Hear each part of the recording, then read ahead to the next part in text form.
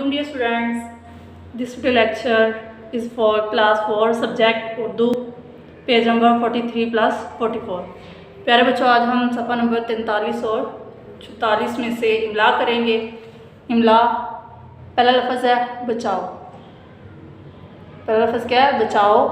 Next मचोली, दुम, खुश्की, सूंड, खौफनाक, ज़रूरत, कूड़ेदान, दिलचस्पी, बैट। एक दफ़ा फिर पढ़े।